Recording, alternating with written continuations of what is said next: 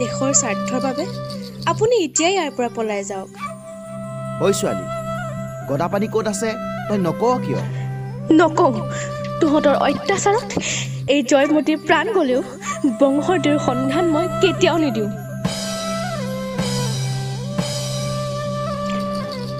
আইদেউ, আপোনাৰ ত্যাগৰ বিনিময়ত আমি আজি জয়মতী চিনেমাখনৰ শ্বুটিং সম্পূৰ্ণ কৰিলোঁ। আমি আপোনাৰ ওচৰত চিৰকৃতজ্ঞ।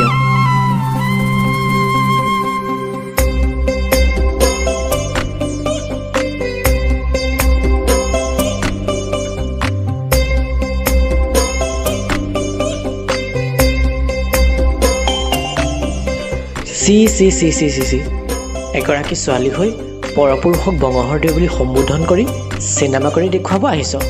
আজিৰ পৰা তই বৰ ঘৰত প্ৰৱেশ কৰিব নোৱাৰ।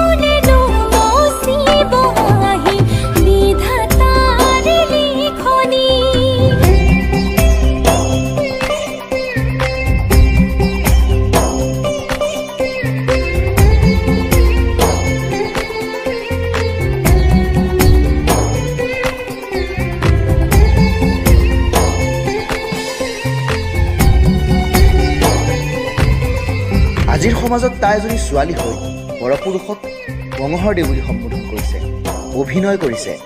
তাই আমাৰ সমাজলৈ কলংক সানি আনিছে। তাইক ঘাটে পানীয়ে নিষেধ কৰা হয় আৰু তাইক যাতে কোনেও বিয়া নকৰায়, আৰু যোন পুৰুষে তাইক বিয়া কৰাব তেওঁকো আমাৰ সমাজৰ পৰা এঘৰীয়া কৰা হ'ব।